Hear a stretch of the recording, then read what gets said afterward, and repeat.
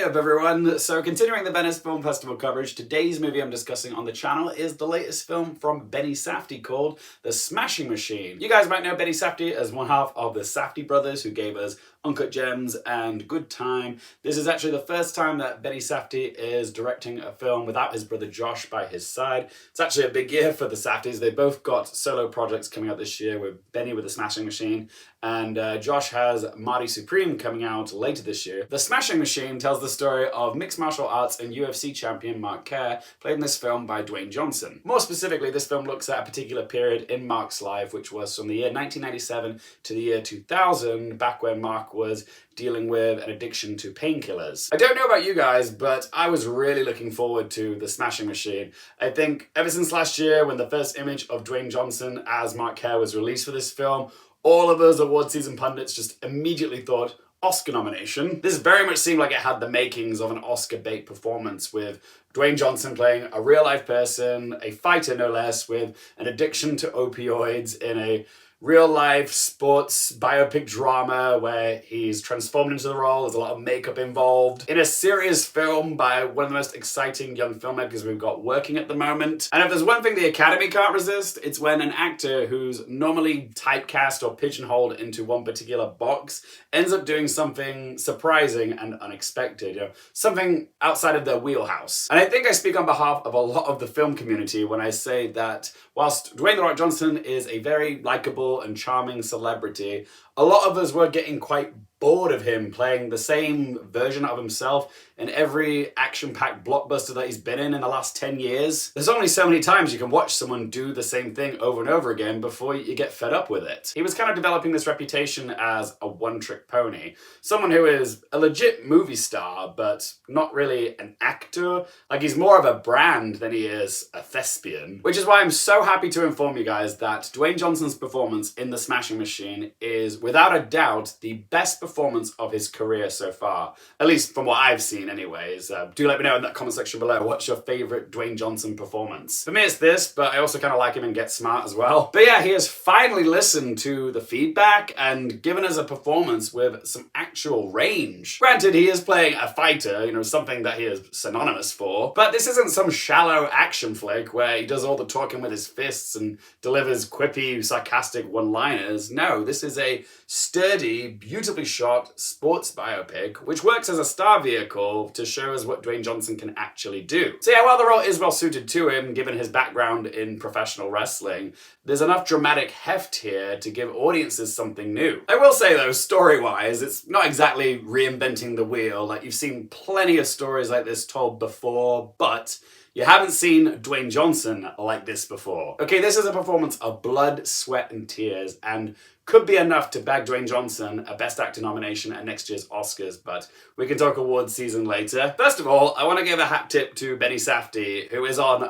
full Sean Baker mode with The Smashing Machine because he has written, produced, directed and edited this film, okay? I was actually waiting for him to show up maybe playing a random character in this, because he also does act, Bennie Safdie. Then he would have topped Sean Baker, but no, I don't think he made an appearance in this film. So yeah, I've got to praise Bennie Safdie for his versatility and pouring so much of himself into this project. I will say though, and I'm wondering if this will apply to Marty Supreme when that film comes out later this year, but without his brother by his side spearheading the film, The Smashing Machine does seem to lack a bit of that grime and grit that we've come to expect from a Safdie picture. The film does have its tense moments, particularly the scenes where Mark and Dawn are fighting. Yeah, you don't want to be a door when Mark gets mad, because you will lose that fight. He will punch through it like it's made of rice paper. But yeah, given that this is a biopic and one where it's clear that the filmmakers have a lot of admiration for the person it's centered around, overall this film does feel a little bit conventional.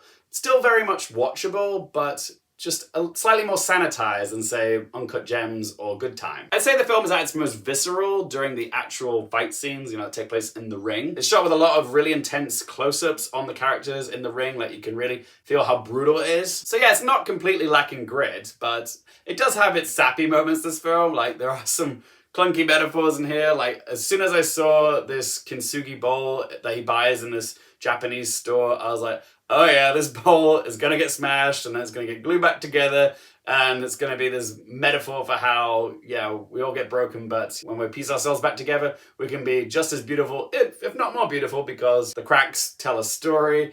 And lo and behold, I was absolutely right. And yeah, while the Smashing Machine is definitely a refreshing change of pace for Dwayne Johnson, it's not like he's transforming into George Washington or anything. Mark Kerr is definitely someone who complements Dwayne Johnson's brand of friendly, likable chap. He's the type of guy that will strike up a friendly conversation with a total stranger in a doctor's waiting lounge. So he is a character that plays very much into his strengths, but there was a lot of substance for Johnson to work with here. Like, there's one line of dialogue like that perfectly sums up Mark Kerr, where he says, "A day without pain is like a day without sunshine." Like, he is a person who is going through a lot of pain, like struggling to deal with it, but he always finds a way to put a positive spin on it. He's Mr. Sunshine. And while it is wonderful to see Dwayne Johnson stretching his abilities as an actor, there's also two excellent supporting performances in this. Emily Blunt, of course, but also first-time actor and former professional writer Ryan Bader, who plays Mark's friend and also fellow fighter Mark the Hammer Coleman. For a first-time movie role, Ryan Bader was fantastic. He just seemed so at ease in this role, and his scenes with Johnson were some of the most tender. They may both be ferocious bears when they're fighting inside the octagon, but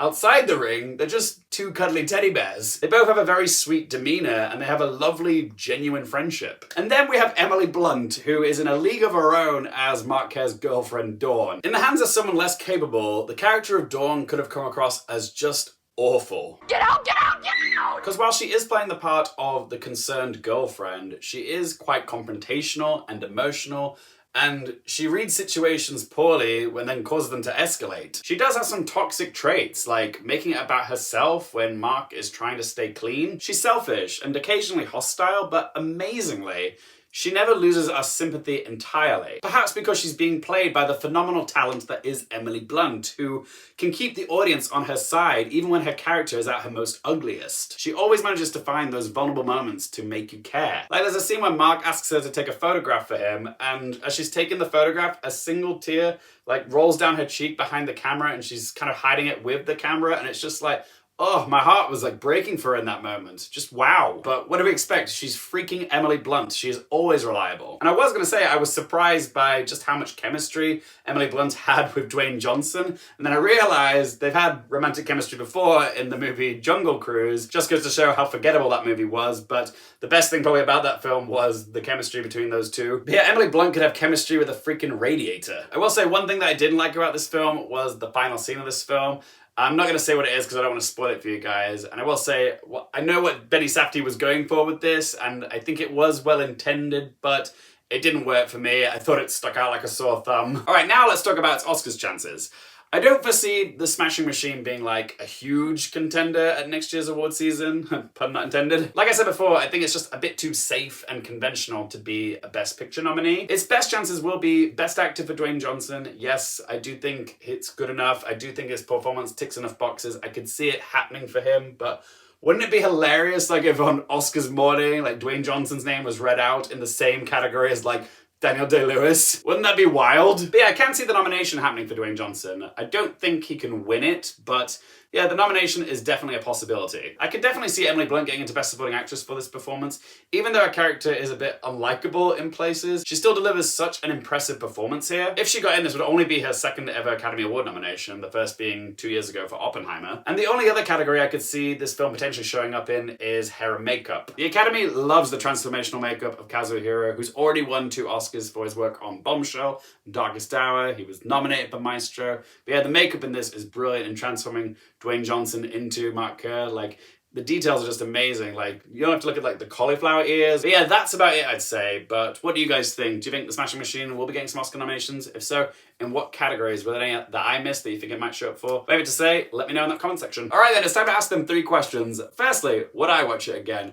Yeah, I would. This is a film I'd happily come back to just for the performances. So yeah, question 2. Do I recommend it for you guys? It's another yes. Like I said, there's nothing groundbreaking about this story or the structure, but it's a well-made sports biopic with excellent performances, and it's well-paced, very enjoyable. So yeah, I do recommend it. And third question, what score to give out of 10? I really did enjoy The Smashing Machine. It definitely features the best performance that I've ever seen from Dwayne Johnson, although having said that, the bar wasn't set insanely high there, but yeah, it is true. He's amazing here. So is Emily Blunt. And even though I don't think it like reaches like greatness, I still had a good time watching it. So I'm going to give The Smashing Machine a score of 7 out of 10. But as always, guys, it's just one bloke's opinion. I want to hear your thoughts on The Smashing Machine. Are you excited for this film? Have you seen it? If you have, what did you make of it? Whatever you have to say about this movie or its Oscars chances, let your voice be heard in that comment section down below. If you guys have enjoyed the video, help me out by hitting the little thumbs up button for us. If you want more Venice Film Festival coverage, be sure to click that subscribe button for me. And as always, thank you so much for watching, guys. For more things related to movies, TV, the Oscars, and popcorn culture, I'm Luke Hearfield, and I'll see you next time.